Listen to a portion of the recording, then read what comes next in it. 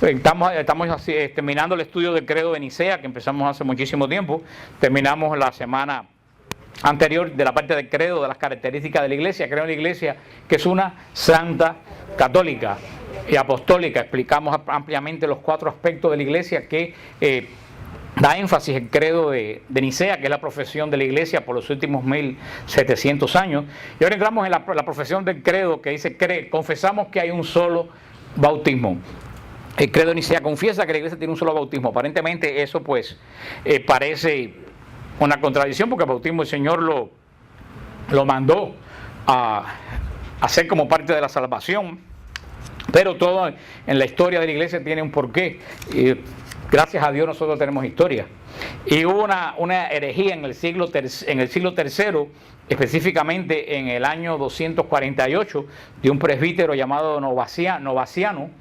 Y Novaciano promovía la idea en la iglesia de que en la época de las persecuciones hubieron muchísimos mártires, varios millones de mártires, sí, miles hay enterrados en las catacumbas de Roma, pero no todo el mundo fue mártir. Hubieron también apóstatas, hubieron gente que negaron a Cristo para salvar la vida, y hubieron gente que le pagaron a otras personas para que las otras personas sacrificaran a los dioses, y ellos pues quedar bien con Dios y con el diablo. Y Novaciano tenía la teoría de que cuando una persona apostataba, cuando regresaba a la iglesia, había que bautizarlo de nuevo. Esa fue la herejía de Novacianismo, de Novaciano. Inclusive fue condenada por el Papa Cornelio, que era el Papa en ese momento, el obispo de Roma, y también fue tremendamente combatida por San Cipriano de Cartago. O sea que fue pero de todas formas, esa idea cundió mucho en la iglesia, de que a los apóstatas había que volverlos a bautizar de nuevo. Y para la iglesia, para dejar claro en el credo de Nicea, confiesa que nosotros confesamos que no hay varios bautismos, hay un solo bautismo. No hay más ningún bautismo que uno solo. Y vamos a hablar, hoy será la semana que viene, no sé el tiempo que tengamos, vamos a hablar del bautismo. Porque sobre todo el Santo Padre Juan Pablo II, todo su pontificado hizo énfasis en que los católicos teníamos que ser fieles al bautismo, a nuestro bautismo. Y si nosotros no sabemos qué es el bautismo, ¿cómo vamos a ser fieles a algo que no conocemos? Solamente nosotros, cuando nos referimos al bautismo, solamente al bautismo de los niños. Y nos referimos, vamos a bautizar al niño y preparamos para bautizar al niño, pero pocas veces nosotros pensamos en nuestro bautismo. O sea, casi siempre pensamos en el bautismo referido a una tercera persona, casi siempre niño. En este caso, el Papa nos llama que tenemos que reflexionar no en el bautismo de nuestros hijos, lo cual está bien, sino en nuestro bautismo, porque tenemos que ser fieles al bautismo. Y vamos a ver por qué tenemos que ser fieles al bautismo. El bautismo es lo que nos adentra, sobre entre otras muchas cosas que vamos a ver, es lo que nos adentra en el pacto con Dios. Es la entrada al nuevo pacto en Cristo Jesús, que después lo vamos a ver con versículos. En el Antiguo Testamento, como todos sabemos, Dios hizo un pacto con su pueblo, y todo el mundo sabe cuál es la entrada a pacto con Dios en el Antiguo Testamento. ¿Cuál era la entrada a pacto con Dios en el Antiguo Testamento? La circuncisión era la entrada.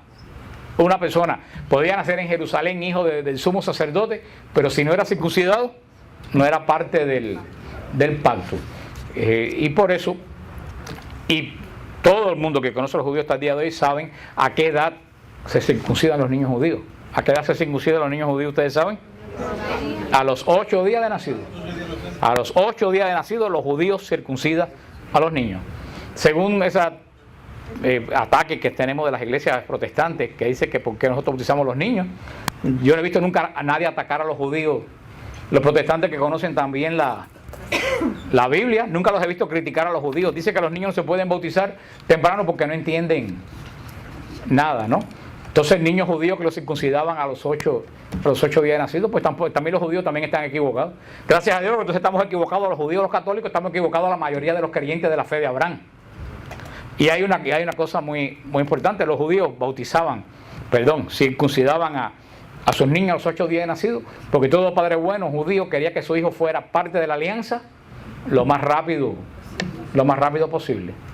Que el niño no entendiera que era parte de la alianza, no importa. Cuando un niño nace en Estados Unidos, los padres esperan que sea mayor de edad para inscribirlo en el registro civil y buscarle el Social Security. ¿Desde cuándo le buscan inscribirlo en el registro y darle el Social Security? ¿Desde cuándo? Y pues, si el niño no entiende. ¿Y por qué lo hacen si el niño no entiende? ¿Alguien me puede explicar? Porque lo necesita. Porque lo necesita. ¿Y por qué lo necesita? Porque si no tiene eso, no tiene nada, dice la hermana. Estoy haciendo esta pregunta porque eso es lo mismo que tiene que decir usted a un protestante cuando le venga a decir que por qué bautizan a los niños. Como dijo la hermana, si no tiene Social Security, no tiene nada. ¿Por qué no tiene nada? Porque no es persona, no tiene estatuto legal. Y lo más importante, no puede beneficiarse de nada que da este país. Pues el niño que no se bautiza no es nada delante de Dios, no puede beneficiarse de las bendiciones del pacto. Por eso un padre bueno, como inscribe a su niño en el registro, aunque no lo entienda, quiere que su hijo se adentre en el pacto. ¿Qué es lo más importante en el caso de un niño que se apunte en el seguro social? ¿Que el niño lo sepa o que el Estado lo reconozca? Que el Estado lo reconozca. Es lo más importante. Cuando se bautiza al niño, lo importante no es que el niño entienda, es que Dios reconozca a ese niño como un miembro del pacto. Eso es lo que ustedes tienen que decirle cuando vengan con ese cuento de por qué bautizan a los niños ustedes si los niños no entienden nada. Y lo más curioso, antes de entrar en el tema, lo más curioso es que la Iglesia Católica no es la única que bautiza niños. La Iglesia Ortodoxa bautiza niños.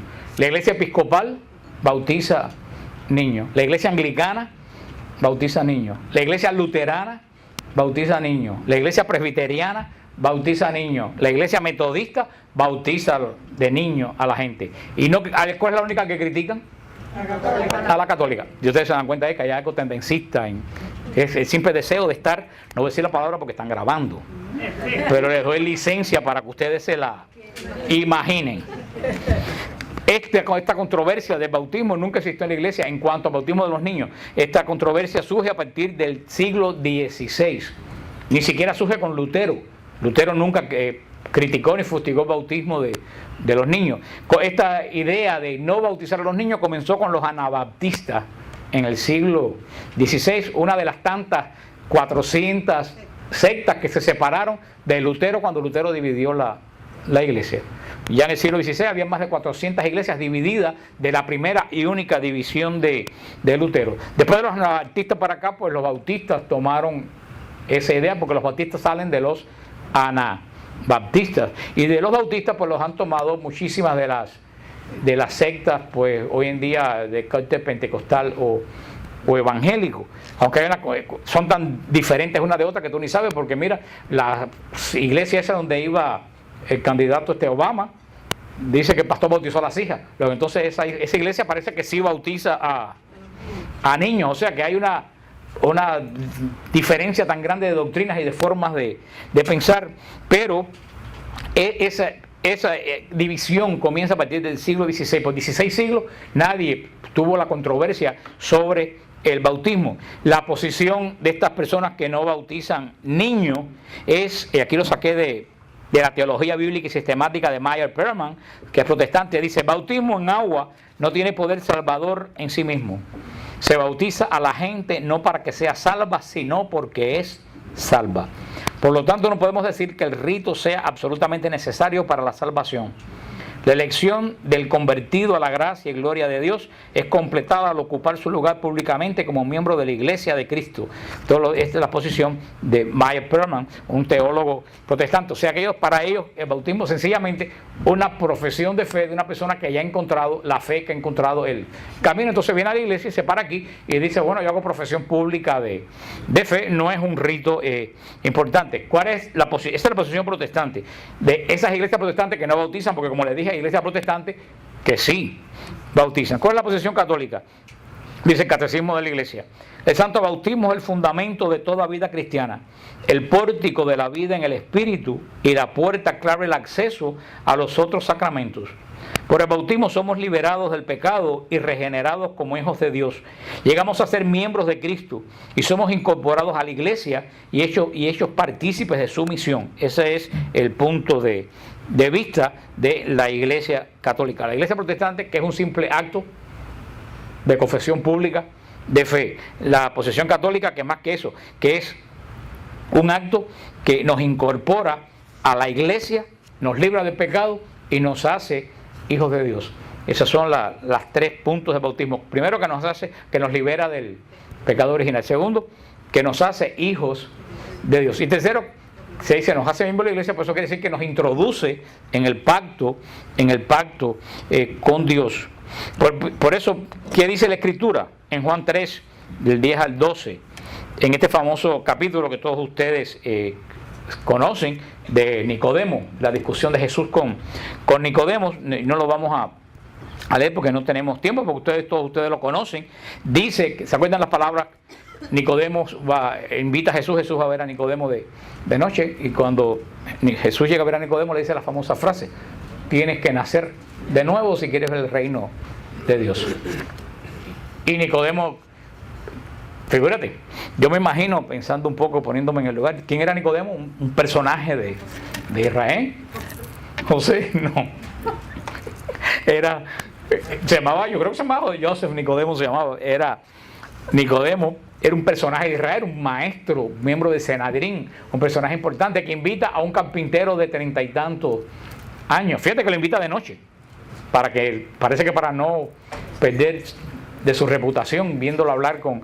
Yo me imagino que Nicodemo pensaría que Jesús se iba a sentir muy honrado porque él lo hubiera invitado, ¿no? Todo un personaje que sabe Dios lo difícil que era ver a Nicodemo.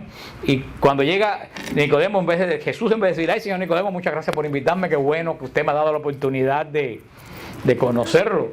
¿Qué fue lo que le dijo Jesús a Nicodemo? Si no naces de nuevo, no entras al reino de Dios. Yo me imagino que Nicodemo se quedaría totalmente alucinado, porque a nosotros nos suena conocido de los siglos que lo estamos repitiendo, pero para ese hombre era la primera vez en la vida que el mundo escuchaba esa palabra de nacer de nuevo. Para nosotros es conocida, pero para ese hombre no. Por eso es la lógica la respuesta de Nicodemo: ¿cómo un viejo puede nacer de nuevo? ¿Acaso me puedo meter en el vientre de mi madre? Y Jesús se lo vuelve a decir: de verdad, en verdad te digo. Cuando Jesús dice en el Evangelio, amén, amén, tico bobis, en verdad te digo, quiere decir que va a decir algo que es esencial. En verdad te digo, si no naces del agua y del Espíritu, no puedes entrar al reino de Dios. O sea, aquí ya Jesús está diciendo a Nicodemo que este nacimiento no es un nacimiento carnal, es un nacimiento espiritual. Y le dice: lo que nace de la carne es carne, pero lo que nace del Espíritu es espíritu. Y le dice a Nicodemo: ¿y usted que es maestro de Israel no sabe eso? Y ese es el centro de la buena noticia: nacer del agua, del Espíritu, nacer de nuevo. Lo dice Jesús: lo que nace de la carne es carne. Nosotros nacemos de nuestros padres, de nuestras madres, y nos pueden dar la vida carnal, pero no nos pueden dar la vida espiritual. Nosotros nacemos en la carne de nuestros padres y tenemos un segundo nacimiento. El segundo nacimiento es por el Espíritu Santo. ¿Cuál es el segundo nacimiento? Primer nacimiento en la carne, cuando nacemos como hijos de nuestros padres. Segundo nacimiento a través del agua y del Espíritu, cuando nacemos como hijos de Dios. Es el nacimiento espiritual del creyente. O sea que son los dos nacimientos. De estar oyendo radio protestante, los católicos hemos terminado usando terminología protestante. Y yo veo a gente decir: ay, porque yo nací de nuevo en un retiro con Salvador Gómez, yo nací de nuevo en un retiro del monasterio. Como yo oiga a alguien decir que nació en un retiro mío de nuevo, se va a tragar Van a ser de verdad. el cuadro con el incienso de Rosana que ahogaba medio coro hoy.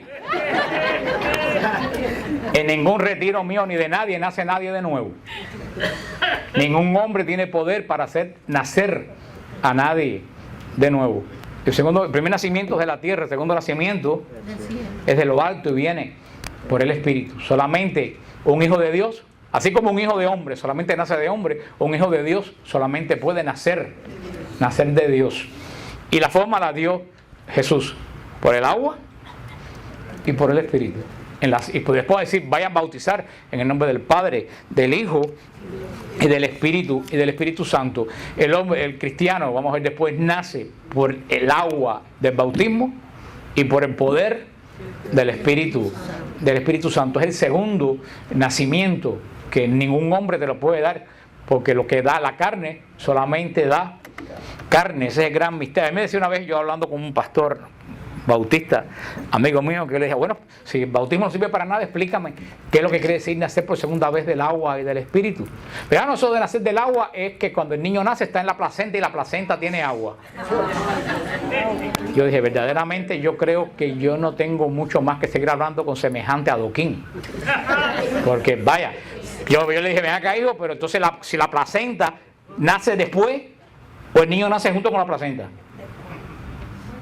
El niño está metido en el agua de la placenta, luego entonces es un solo nacimiento, entonces no hay un segundo nacimiento. El agua de la placenta, ¿en cuál nacimiento sería? En el primero, porque la mujer no para el niño y después para otro niño con la placenta para un segundo nacimiento, y dice que uno nace del agua en el segundo. Pero es que las personas cuando no tienen, es que yo siempre digo que las personas cuando no tienen razón se vuelven ilógicas. Y verdaderamente, esa es una de las respuestas más absurdas que yo he oído en mi vida, pero usted oirá muchas respuestas a lo mejor parecidas. Nacer del agua y del espíritu, porque lo que nace de la carne es la carne, y lo que nace del espíritu es espíritu. Por eso yo creo que el 90% de los católicos, a pesar que se dan las charlas bautismales y todo eso, no entienden todavía lo que es la importancia del bautismo, ni nosotros mismos entendemos la importancia de nuestro bautismo. El día que yo fui bautizado, yo nací como hijo de Dios. Y si celebramos el cumpleaños físico, el día que nuestra madre nos parió, yo creo que también deberíamos celebrar el nacimiento. Yo sé qué día a mí me bautizaron. Ojalá que ustedes averigüen qué día lo bautizaron ustedes. Me bautizaron un 25 de junio. Cada cual debe saber, porque ese día del segundo nacimiento, ese es el día del verdadero nacimiento, porque ¿qué hacemos con celebrar el nacimiento de carnal si nuestro espíritu se va al infierno? O si no hemos nacido de lo alto. Eso es la importancia del bautismo. Primeramente, que nacemos de nuevo como ¿qué? Como hijos de Dios. La acción de ese nacimiento como hijos de Dios, ¿quién la hace? El Espíritu Santo. El agua no bautiza, el agua es agua de la pila, que se consagra para que sea algo santo, pero el agua no bautiza. Nosotros nacemos como hijos de Dios porque el Espíritu Santo es el que hace esa acción en el alma del creyente. El signo visible que avisa la acción invisible del segundo nacimiento es el agua. Y eso es lo que es un sacramento. Un sacramento, dice la Iglesia, es una acción visible que anuncia una acción invisible. Un sacramento es una acción que se ve, pero que anuncia que en ese momento se está pasando en el alma del creyente algo que no se ve. Y la anuncia para que el creyente tenga constancia y testimonio que está ocurriendo. Así como Jesús, cuando ya sanó al ciego de Siloé, le puso 2 plastas de fango en los ojos. ¿Que Jesús tenía necesidad para sanar al ciego de ponerle fango? No. ¿Por qué le puso fango? Porque ese fango fue un signo. Todas las personas que vieron al ciego atravesar toda la ciudad con la cara con fango, le llamó la atención y lo siguieron y vieron el milagro que en la fuente del enviado recobraba la vista, como decía el profeta, los ciegos verán. El fango ese era un signo de una acción que iba a ocurrir. Eso es el sacramento. El sacramento es una acción visible que nos habla de una acción invisible. Cada sacramento tiene un signo. El signo del sacramento del bautismo es el agua, aunque es el Espíritu quien hace ese nacimiento de Dios, del Espíritu del hombre. En ese momento que tú eres bautizado es cuando ocurre la inhabitación de la Trinitaria en el Espíritu del hombre. Somos inhabitados por la Trinidad o sea, la Trinidad viene a habitar dentro de nosotros. Nacemos del Padre por la obra del Hijo y por la acción del Espíritu Santo. Es una obra totalmente trinitaria, como le he explicado a ustedes otras veces, muchas veces, pues, y nunca está de más explicarlo, porque estoy seguro que si le pregunto a la mitad, pues no sabe qué cosa fue lo que expliqué. Mucha gente entiende mal el pecado original. Mucha gente dice, ¿qué culpa tengo yo de lo que hizo Adán y Eva?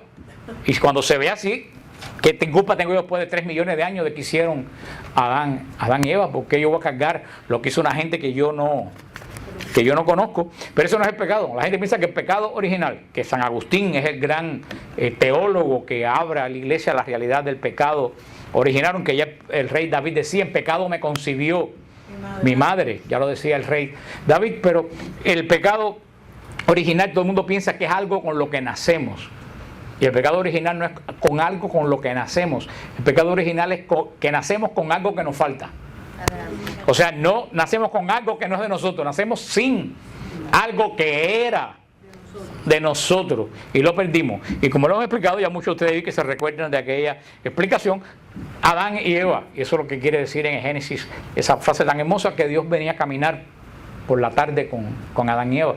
Eso quiere decir que entre Dios y los hombres había una comunión estrecha, y que eso es lo que quiere decir, que el hombre y la mujer estaban habitados por el Espíritu Santo. Ese fue el soplo del Rúa en la nariz de Adán. Adán y Eva eran llenos de gracia. Adán y Eva estaban totalmente llenos de la cabeza a los pies de la amistad de Dios. Estaban habitados por el Espíritu Santo, eran creados por el Padre, imagen del Hijo. Pero ¿qué sucede con el pecado, con la primera desobediencia? La gracia de Dios, la inhabitación de Dios en el hombre, ¿qué pasó? Se rompió. A partir de ese momento ya el hombre no fue más hijo de Dios. A partir de ese momento, ¿qué cosa fue el hombre? Criatura de Dios. Y eso es cuando Adán entonces le pone nombre a Eva. Anteriormente al pecado, Adán no le había puesto nombre a Eva. Porque poner nombre en la Biblia quiere decir señalar posesión de algo.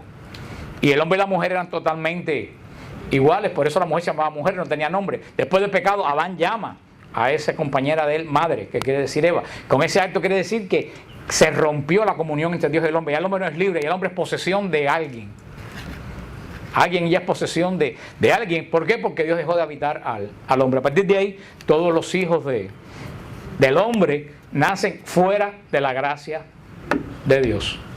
A partir del pecado de Adán y Eva, ya los hijos de Adán. Y las consecuencias las empezamos a ver en Caín y Abel. Todo el mundo que hace tantas preguntas tontas cada vez que me escriben, ¿y con quién se casó Caín? Que a mí me sacan de quicio las preguntas. Esa. ¿Con quién se casó? A mí qué me importa con quién se casó. Ni que fuera una vieja de barrio para estar investigando quién se casó con quién. La Comay. No, yo no soy una Comay católica, ¿no? A mí no me importa, la Biblia no le importa quién se casó con quién. La historia de Caín y Abel, que es tremendamente profunda y terrible, ahí tú ves ya que la gracia de Dios se fue de los hijos de los hombres. Y vemos la consecuencia de esa acción de este hombre y esta mujer, que uno de los hijos mata al otro y entra la muerte en la creación.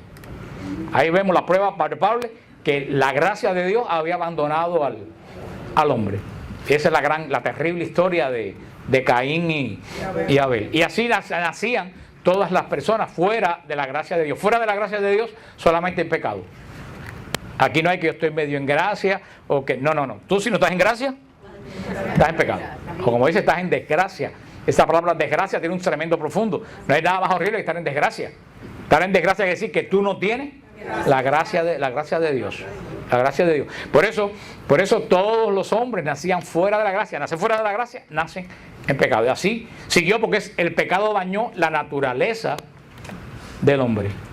Viene Cristo en la muerte en la cruz. ¿Y qué hace por la obediencia de la muerte de Jesús en la cruz? ¿Qué sucede? Dios y el hombre se reconcilian.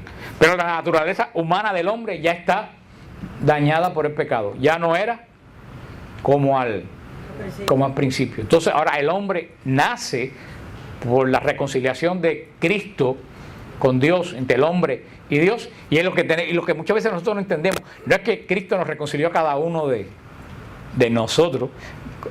Quien reconcilia a Cristo con Dios es al hombre. ¿Y con quién reconcilia a Cristo a Dios con el hombre? Con él mismo. Él, al ser hombre, como hombre y ser obediente totalmente a Dios, hace la reconciliación con Dios. No es una persona determinada. En Cristo está reconciliada con Dios toda la raza humana. Él reconcilia al hombre, genéricamente, con todo, no genéricamente, todos en uno con Dios. A partir de ese momento podemos volver a ser habitados por la gracia. Pero ya Dios, que tiene un solo único Hijo, que es Jesús, somos adoptados por Dios. Por eso en el bautismo nacemos como hijos adoptivos de Dios. Porque el único Hijo que tiene Dios es Cristo Jesús. Pero en el bautismo nacemos nosotros como ¿qué? Como hijos adoptivos. Uno dirá, bueno, ¿qué? Pero yo muchas veces le digo a las personas que yo digo que muchas veces los hijos adoptivos son más hijos que los hijos de verdad. Porque créanme que la mitad de las madres de nosotros, si nos hubieran podido cambiar, nos hubieran cambiado sin pensarlo 2 veces. Cualquier alusión a cualquiera que anda por aquí es pura casualidad. ¿Verdad? Nuestras madres y nuestros padres, ¿por qué nos aman? Porque somos sus hijos. Si fuéramos hijos del vecino, te aseguro que ellos mismos dirían horrores de nosotros. Pero cuando tú adoptas a alguien, tú lo adoptas porque te gustó. Lo escogiste. Que mira, ese que yo veo ahí, ese es el que yo quiero. Nosotros le gustamos a Dios y Dios nos adopta. Por eso somos hijos adoptivos de Dios en Cristo Jesús. Por eso, cuando nos bautizan, la gracia que Adán y Eva perdieron regresa a cada uno de nosotros. Y ya salimos del campo del pecado y entramos en el campo espiritual, en el campo de la gracia. Somos hijos de Dios. Estamos en el pacto nuevo que vamos a ver después de Dios con Cristo. Esa es la importancia del bautismo, de la adopción filial del hombre por Dios, como dice Romanos 6, que lo vamos a ver después. Somos injertados en Cristo. Que me encanta esa expresión que usa Romanos 6 para hablar del bautismo. Somos injertados en Cristo. Los que saben de injerto, saben que un injerto es que una persona coge una yema externa de otra mata y la pone en un tallo principal. Generalmente uno pone un injerto ¿para qué?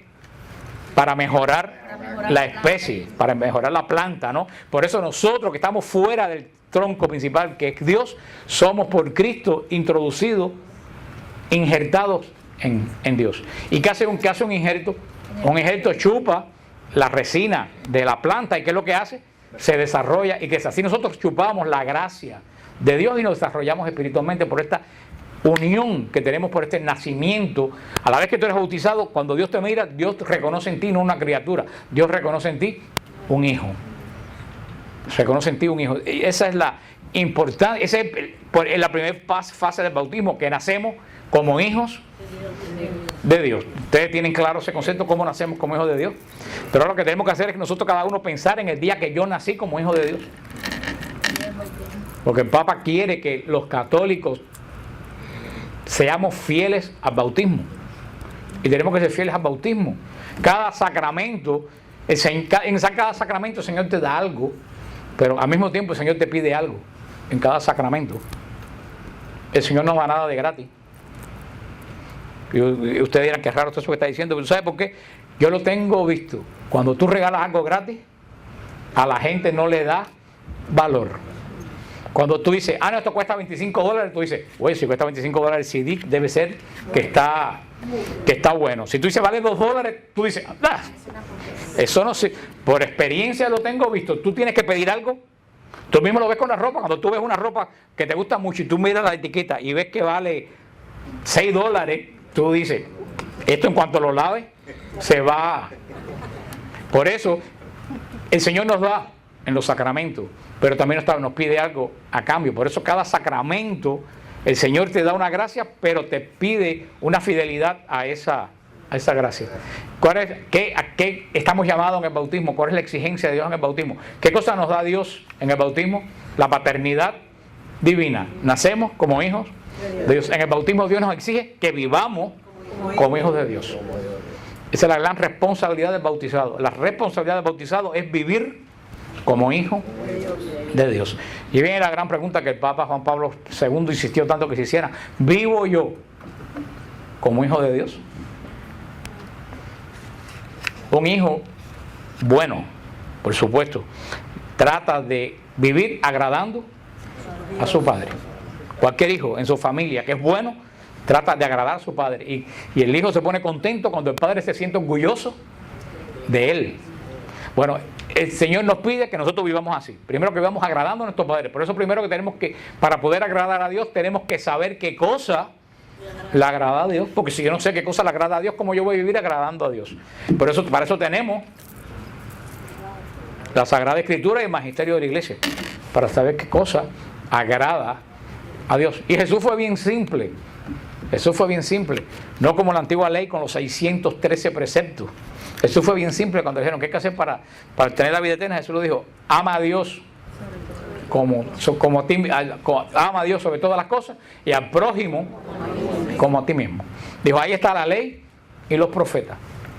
Esa es la regla evangélica. Si tú cumples esa ley, olvídate de lo demás, eres salvo. Primero que todo, amar a Dios. Todo el que no ama a Dios primeramente está en idolatría. Amar a Dios primero. Y tú dirás, ay, pero qué crueldad, voy a amar más a Dios que a mis hijos. Pues sí tienes que amar más a Dios que a tus hijos, porque si tú amas a tus hijos más que a Dios, tus hijos van a ser unos pesados. Y tu casa va a ser un desastre. Cuando tú amas a Dios sobre todas las cosas, tu hijo ocupa el lugar que tiene que ocupar, tu esposa, tu esposo ocupa el lugar que tiene que ocupar, el trabajo en tu vida ocupa el lugar que tiene. Cuando tú sacas a Dios de ese lugar y pones cualquier cosa en el lugar de Dios, todo el resto se vira patas arriba. Por eso lo primero es amar a Dios sobre todas las cosas. Y el segundo, al prójimo. Si tú ves, esta ley es una cruz. Amar a Dios sobre todas las cosas. Y al prójimo. Ahí está la cruz, ahí está la salvación. Y la regla de amar al prójimo con ti mismo es muy sencilla, también la dejó Jesús implícita. No le hagas al otro lo que no te gusta que te hagan a ti. Punto. Ahí no hay que estudiar. Ahora, para no hacerle al otro lo que tú no quieres que te hagan a ti, para amar al otro como a ti mismo, tú tienes que empezar por amarte tú. Porque si tú no te amas, ¿a quién tú vas a amar? Y esa es la gran que la gente no entiende. Yo amo a todo el mundo, pero no amo. Mentira, yo no conozco a nadie que ame a los demás si primero no se ama. Y esto no es egoísmo. No es ponerte en primer lugar, es amarte. Amarte tú. Cuando tú te amas tú puedes amar a los... El problema de mucha gente que no ama a los demás es que están descontentos con ellos mismos. Y ese es el problema. Si tú te paras todos los días, como he dicho otras veces, y la gente se ríe, pero es que no tengo otro ejemplo, y te paras en el espejo y te miras y dices, estoy de madre, qué feo estoy gordo como una ballena, nada me queda bien, mire estos pelos como lo tengo, para cómo estoy, soy pesado y no tengo gracia ninguna. Cuando tú sales para la calle, ¿a quién tú vas a amar, hermano? Empiezas a mirar, aquella me está mirando porque seguro que está pensando que el vestido que yo tengo lo tengo arrugado, y aquel que está allí me está mirando porque está pensando que yo soy un pesado. Y estoy diciéndolo en forma de juego, pero eso es muy cierto.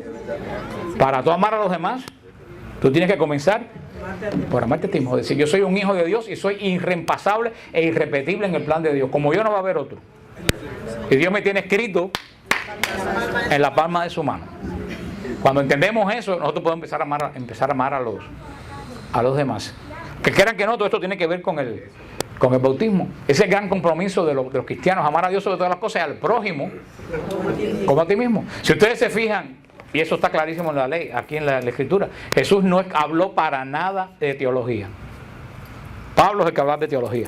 Jesús no habló nada de teología. Todo lo que hay aquí es muy sencillo. Una mujer estaba barriendo y se le perdió una moneda y dejó todo lo que estaba haciendo. Un pastor se le perdió una oveja, un padre tenía un hijo bueno. Si ustedes ven, todo lo que Jesús habló es de las relaciones humanas. Por eso, por el bautismo nacemos como hijos de Dios y tenemos la obligación de vivir como hijos de Dios. Por eso el Santo Padre, lo voy a repetir, insisto con eso, nos llamó. Tenemos que ser fieles al bautismo. Y para ser fieles al bautismo tenemos que pensar y tenemos que meditar en nuestro bautismo. Y darle gracias a nuestros padres por habernos bautizado, porque antes de tener conciencia fuimos hijos de Dios. Fuimos injertados en Cristo y fuimos miembros del pacto. También nos hace hijos de Dios, nos quita el pecado original, que ya vimos lo que es quitar el pecado original, y luego nos hace miembros de la iglesia. Nos inscribe en el libro de la vida. ¿Y cómo nos hace miembros de la iglesia? Cuando nos hace miembros de la iglesia, es decir, que nos hace miembros del pacto. El Señor ha hecho dos grandes pactos con su pueblo. El primer pacto con la casa de Israel. ¿A través de quién? De Moisés. Aunque el pacto se le reveló a Abraham, pero es Moisés el que firma el pacto con Israel a la bajada del monte Sinaí. ¿Se recuerdan? Las tablas de... Ustedes prometen cumplir esto, sí cumplimos, prometemos cumplir eso. Sacrificaron un cordero y regaron al pueblo con la sangre del cordero. Así se sellan los pactos en Israel. Los pactos en Israel se sellan con sangre. Se selló el pacto de Dios con Israel. Y en el Deuteronomio, si ustedes leen el final de Deuteronomio, que está relacionado con el Apocalipsis, lo dice bien claro Dios de Israel, porque es un contrato. Si tú cumples esto, vas a tener esto. Si tú incumples esto, vas a tener esta consecuencia. Eso es un pacto. Por eso, ¿cuál es el lugar más santo de Israel? El lugar donde se guardaba el testimonio del pacto. ¿Cuál era el testimonio del pacto? Las tablas de la ley que estaban guardadas dentro de ¿qué? Del arca de la... Ese era el lugar santísimo. ¿Por qué? Porque esa era la garantía que tenía Israel de que ese pueblo tenía un pacto con Dios. Y por eso los sacrificios se echaba la sangre encima del arca. Y eso lo hemos explicado cuando explicamos la Eucaristía, pues su relación con la Eucaristía. Ese es el primer pacto de Dios, pero era un pacto hecho con hombre, hecho con Abraham y hecho con una promesa a Moisés. ¿Sellado con qué sangre? De cordero y de animales. ¿Y para cómo Israel pervirtió el pacto? Porque de 10 leyes hizo 613. Esas leyes no venían de Dios. No venían de Dios, pero al hacerlas ellos se pusieron bajo ellos. Ellos mismos se complicaron la existencia. Por eso era un pacto llamado a terminarse. Porque si un pacto hecho con un animal, el animal a la larga o a la corta se va a morir. El hombre a la larga o a la corta se va a morir. Entonces era un pacto que estaba llamado ¿a qué? A terminarse, porque estaba hecho con elementos que se terminan.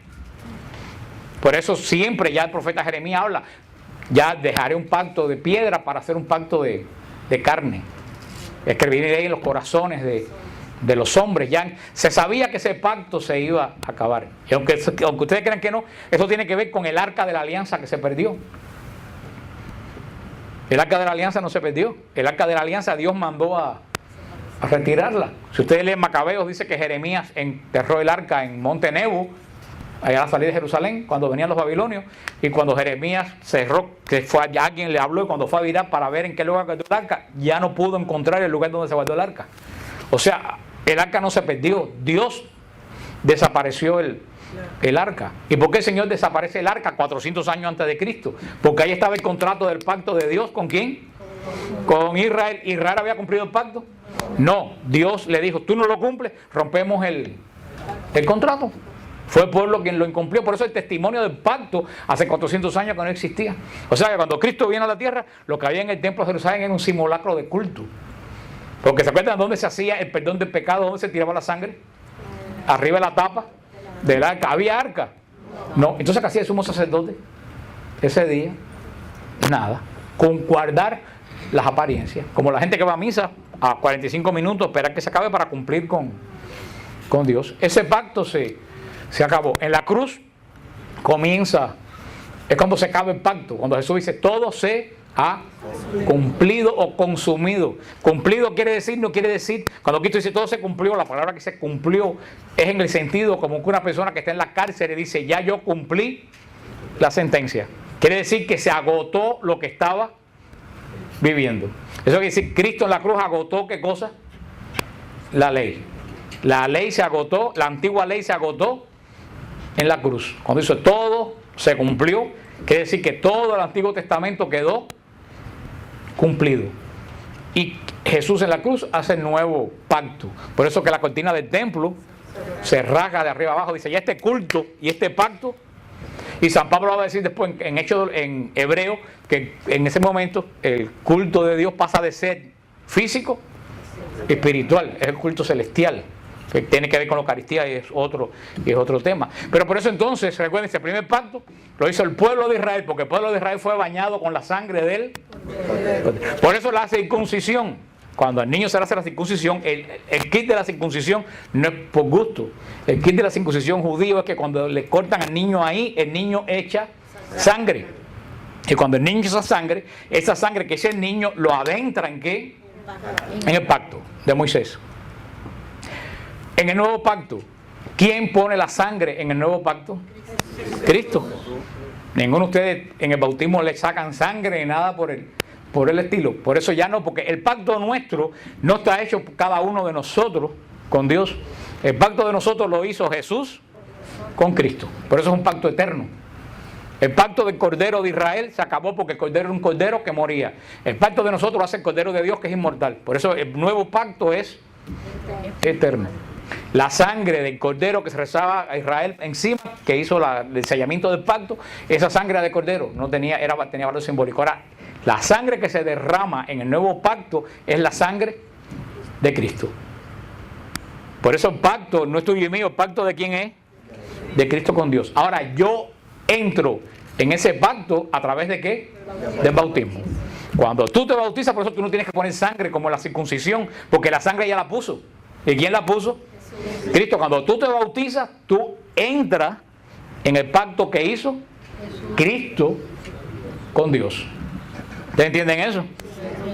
Eso en el bautismo, tú te adentras en ese pacto. ¿Y qué todo pacto tiene? Tiene lo que tú ofreces y lo que tú... Sabemos cuál es el precio de ese pacto, la vida eterna. Y todas las bendiciones que tienen al que sigue al Cordero, que pueden ser materiales, pero todas no son materiales. Porque muchas veces me escriben con el lío ese de la superfe, que si le pido al Señor un Cadillac o un Volvo, el Señor me lo va a dar. Y yo estoy seguro que el Señor prospera a quien lo sirve. Yo no tengo duda de eso. Pero la experiencia mía me ha dicho que el Señor nunca te da para que te sobre. Porque el Señor sabe que el día que te sobre, no te ve más en muchísimo tiempo. Y lo dice el Padre nuestro: danos hoy nuestro pan.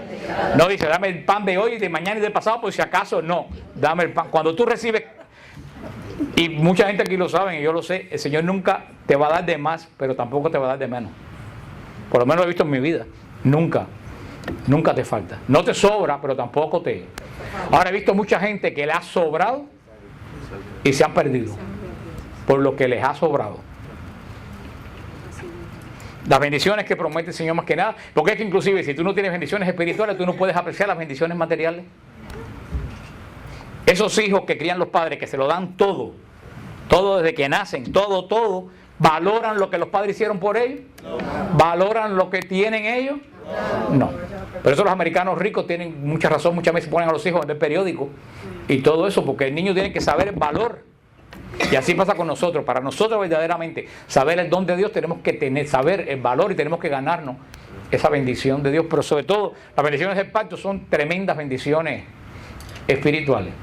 Mucha gente dice que los malos duermen bien.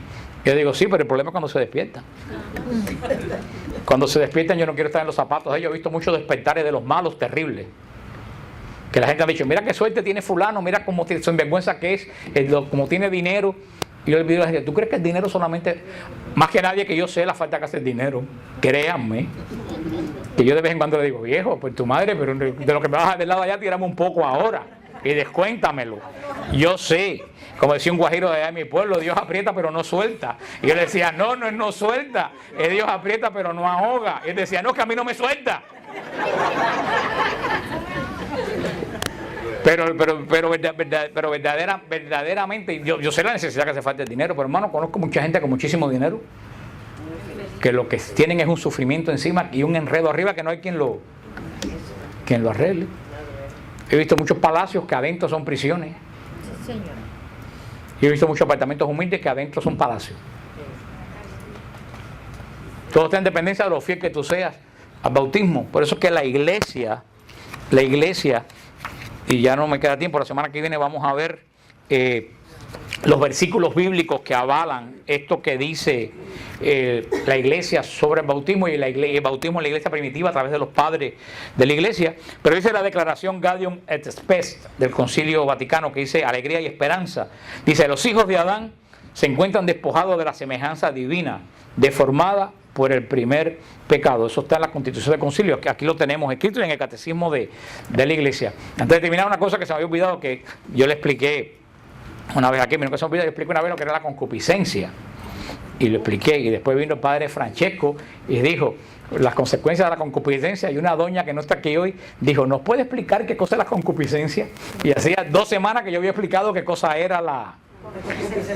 Y se sienta muy cerca de mí. No está aquí, así que no piensen que es nadie, no está aquí. Así que yo no le tiré la Biblia por la cabeza de milagro. ¿Qué cosa es la concupiscencia? La concupiscencia, dice la iglesia, que es esa tendencia mal que tenemos nosotros. ¿Por qué? Porque a pesar de que el Señor nos ha adoptado como hijos y nos ha dado la gracia santificante, nuestra naturaleza humana está dañada por el pecado original. ¿Cuál es el pecado original? La desobediencia. Entonces, nuestra carne tira continuamente ¿a qué? A desobediencia. Esa batalla que hay en todo, cada uno de nosotros, entre la gracia y la desobediencia, esa desobediencia que nos ala es la concupiscencia, es la tendencia al mal. El Señor nos viene con una varita mágica y nos quita la tendencia al mal. El Señor nos dice, tienes tendencia al mal por tus padres. Yo que soy tu padre ahora te doy las armas para que venzas esa tendencia al mal. Pero la concupiscencia, porque si ya Cristo nos hubiera redimido del pecado a todo el mundo, como dicen salvo siempre salvo, todos fuéramos ángeles. No tuviéramos que tener las batallas internas que mismo Pablo decía. Le he pedido 7 veces al Señor que me quite esta espina. 7 veces, el gran San Pablo, con cuyo año jubilar estamos. Pablo tenía una espina que no lo dejaba vivir. Mucha gente han especulado, nadie sabe, nunca dijo cuál era la espina. Pero Pablo tenía algo trabado adentro que le estorbaba en la vida espiritual. Él dice, 7 veces le pedí al Señor que me lo quitara. Y dice, el Señor me contestó, te basta mi gracia. Le dijo, yo no te lo quito, quítatelo tú, para eso te he dado la gracia. Da la batalla. Porque cuando tú das la batalla, tú sabes lo que ganaste, el valor que tiene lo que tú ganaste. Esa es la concupiscencia que todos los santos han tenido que batallar contra. Todos los hombres tenemos la concupiscencia, no digo hombres y mujeres. Esa tendencia, que es lo que decía San Pablo, queriendo hacer el bien, hago el mal. Y eso se aplica, creo que todos nosotros en algún momento de la vida hemos dicho, pero ¿por qué hice esto si yo sabía que no podía ni lo debía? Sin embargo, cogí y lo hice. Y después 3 minutos te cuesta 3 años de sufrimiento y cabezazo. Esa es la concupiscencia. Esa es la tendencia. El Señor no nos quita la tendencia más porque nuestro cuerpo viene dañado. Es como muchas veces los hijos de los adictos engendran hijos adictos, a pesar que esos niños nunca en la vida han cogido droga. O una persona con HIV se la traspasa al hijo, a pesar del hijo nunca haber tenido relaciones con él. Nosotros hemos heredado la concupiscencia de la parte física de nuestros padres. Es la tendencia a la desobediencia de cualquier estilo. Ahora, para eso nosotros recibimos en el bautismo la gracia. Esa batalla entre la concupiscencia y la gracia es lo que te hace a ti, que San Pablo explicar en Gálatas, en Colosenses después, te hace a ti ser espiritual o ser carnal. Si gana la concupiscencia, tú eres carnal. Si gana el espíritu, tú eres espiritual. Entonces, la batalla cada uno de nosotros la tenemos que dar internamente, con la frase que el Señor le dijo a Pablo, te basta. El Señor nos ha inhabitado con la Trinidad. Eso son María, son Isabel de la Trinidad.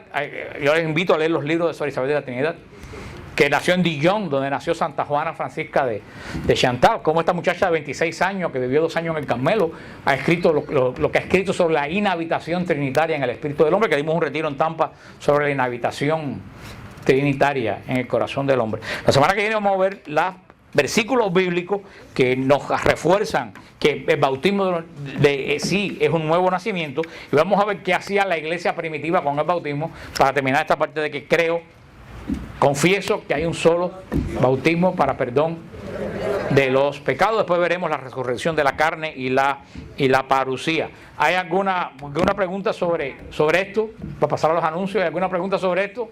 Sobre esto.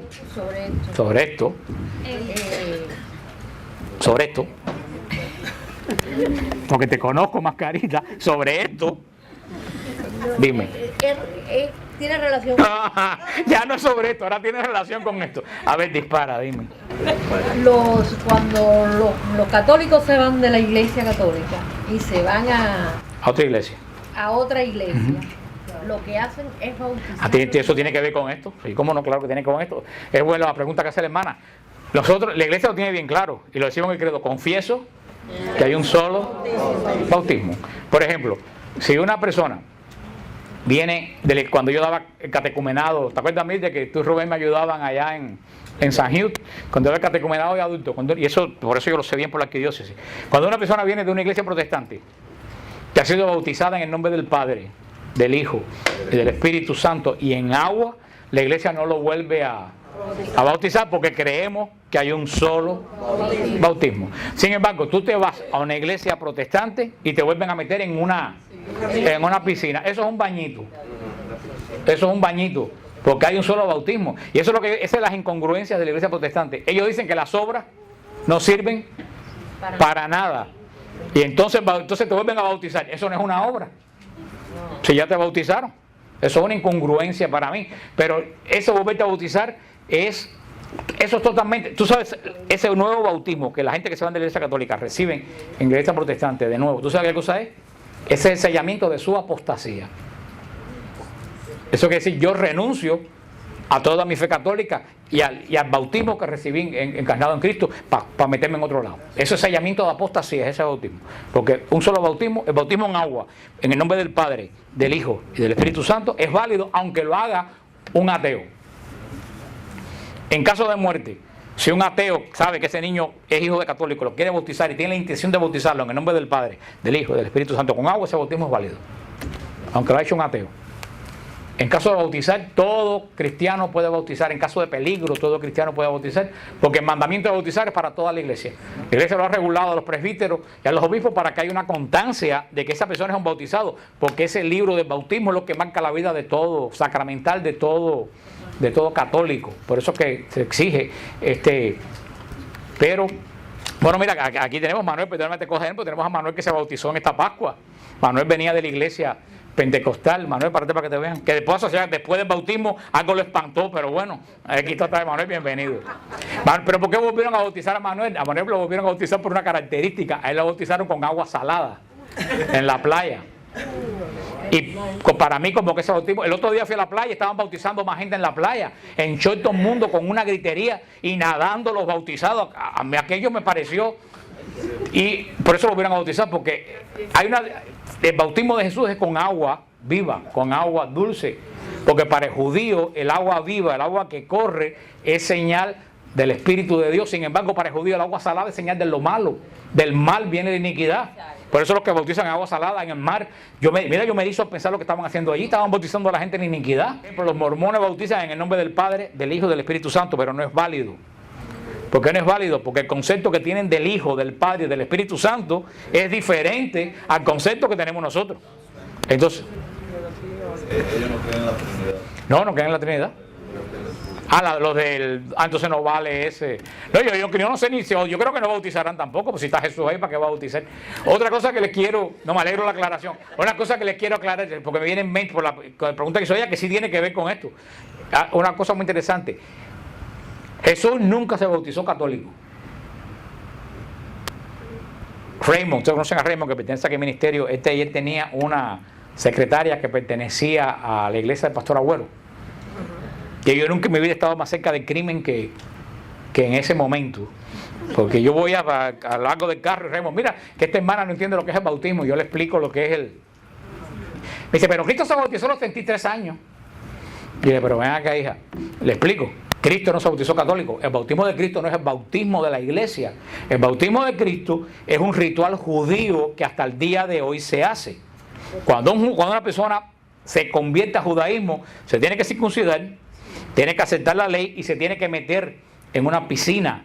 Es un ritual judío de inmersión, por eso le llaman bautismo, porque el bautismo quiere decir sumergirse, que se hacía para cuando un judío hacía penitencia, hacía ese ritual como conversión, como que van a comenzar las cosas nuevas. Por eso que los fariseos, cuando ven a Juan bautizando, no le preguntan ¿qué haces? Le preguntan ¿con qué poder tú estás haciendo eso? Porque eso se hacía en el templo. O sea, Jesús nunca se bautizó con el sacramento del bautismo. Primero porque no lo necesitaba. Porque no necesita ser hijo de Dios, porque Él es hijo de Dios. El bautismo, ¿cuándo comienza el bautismo? El día de Pentecostés, porque hasta que no baja el Espíritu Santo, no hay sacramento, porque ¿quién hace el sacramento? El Espíritu Santo. Entonces, lo de Juan no era el bautismo de la iglesia. ¿Ustedes entienden eso? Sí, señor. Y esa mujer, no, pero Jesús se bautizó a los 33, a los 30. Pero bueno, hija, ok, tú te bautizas a los 30 porque Cristo se bautizó a los 30. Bueno, crucifícate a los 33. A ver, vaya, para que seas ya totalmente evangélica. Porque le estoy explicando eso que hizo Jesús. Y eso ustedes tienen que tenerlo en mente. Lo de Jesús no fue nuestro bautismo, fue un ritual judío. ¿Ustedes entienden eso? ¿Tú tenías una pregunta? ¿Alguno de ustedes tiene? Sí. Si nace un niño y no llega a llegarse a bautizar y muere. Muere.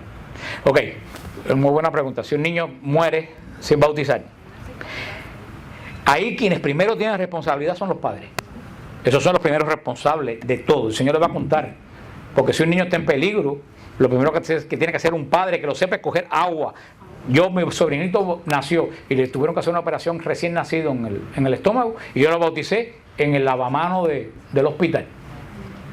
Eso es lo primero. Ahora, ha habido tanta, como todo, la desinformación que hay, que el otro día sacaron por ahí decir que decía que el Papa había eliminado el limbo, que vació el limbo. Le digo, primero que nada, ningún Papa tiene ningún poder para cambiar ninguna doctrina de la Iglesia. El limbo nunca ha sido doctrina de la Iglesia.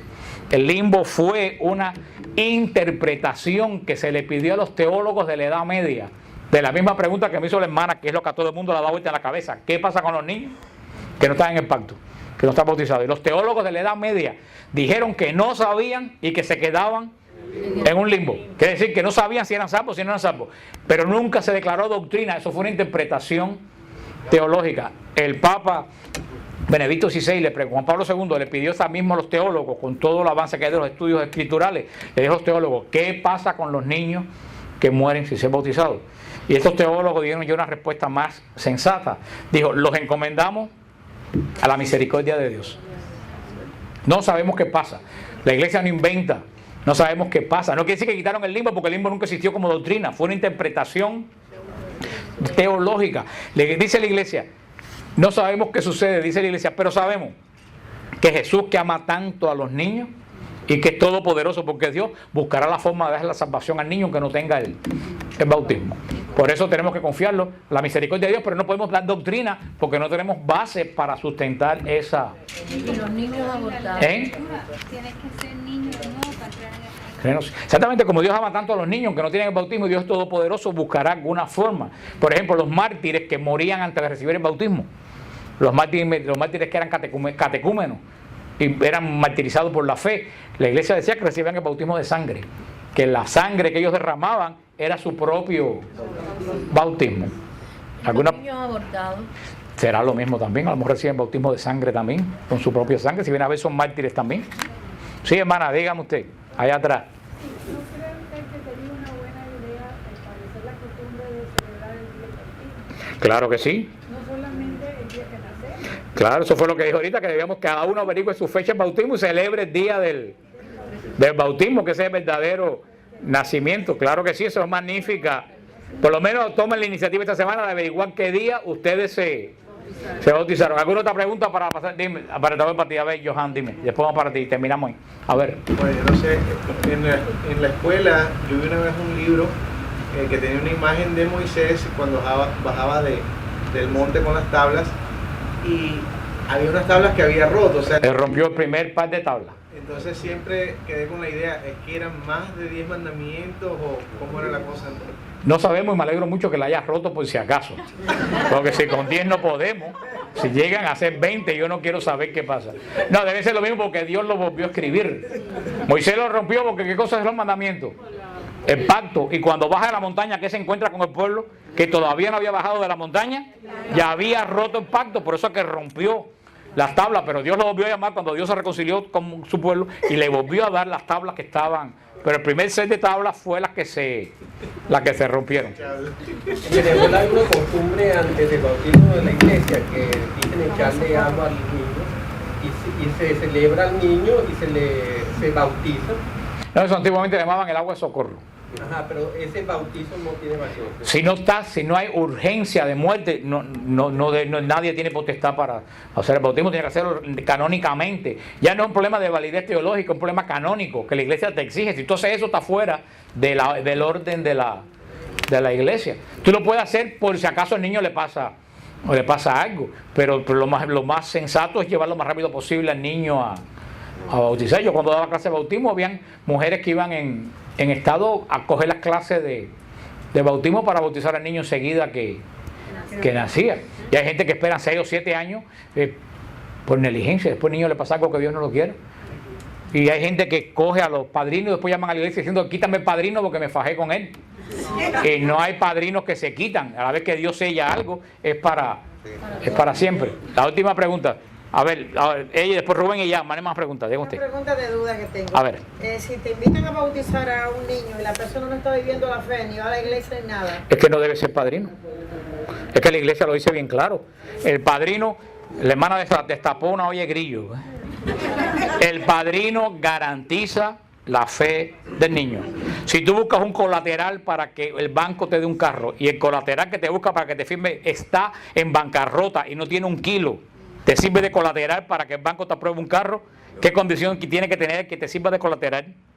Que tenga buen crédito, que tenga dinero. El bautismo, el padrino garantiza la fe del bautizado. Si no es católico, no puede ser padrino en absoluto. Si tú dices mentira a la iglesia, te dirá. Por eso que la iglesia exige certificado de que va a misa, porque esa persona garantiza la fe de ese niño. El padrino no es alguien que me cae bien, es alguien que... Esto sí es importante. El padrino, que si un día, por ejemplo, antiguamente se usaba que un niño podía bautizar, un niño de 7 años podía ser padrino, antes se usaba. Si bautiza una niña, ese niño, y después cuando llega la niña tiene 16 años, el niño tiene 24, se enamoran, no se pueden casar. La relación que crea el padrino con la ahijada o el ahijado y la madrina es relación de padre e hijo espiritual. Ese vínculo no se puede romper. No se puede romper. La persona más importante en la vida del niño después del padre y la madre, antes que la abuela y el abuelo, es el padrino, de la clase de vínculo espiritual. Lo que pasa que hoy en día, como no somos católicos, no sabemos qué es el bautismo, escogemos a cualquiera de padrino porque me cae bien, porque es simpático. Tiene que garantizar la fe. Y tú sabes lo más triste del caso, que cuando el padrino llegue delante del trono de Dios, sea el que sea, el Señor le va a reclamar qué hizo con la vida de su ahijado. Y hay muchos padrinos que están sentados aquí que no van a saber decirle al Señor dónde está su ahijado, ni qué pasó con su ahijado.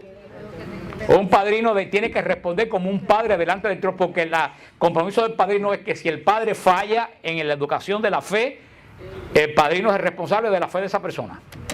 Y eso es un asunto de salvación. ¿Y si me cogieron menor de edad, por ejemplo? Bueno, eso es otra cosa. Para que haya pecado tiene que haber conciencia. Si no hay conciencia de pecado, no hay pecado. Pero yo se lo estoy diciendo bien claro, porque hoy en día inclusive la gente dice mentira para colar un padrino santero y buscan cosas, y buscan un cura que llegó que no conoce a nadie para que me bautice y todo eso. Eso es muy serio. O sea, la semana que viene, si tiene alguna pregunta, seguimos con ellas la semana que viene. Rubén, perdóname, dime rápido. Solamente, Fran, la iglesia no celebra el día del nacimiento, sino el día de la muerte. Bueno, eso es los santos, pero a ti mismo no te celebra un cake el día que te moriste, te celebra el cake el día que cumples años. Y yo espero que tú lo celebres a mí con una corona de muertos el día de eso.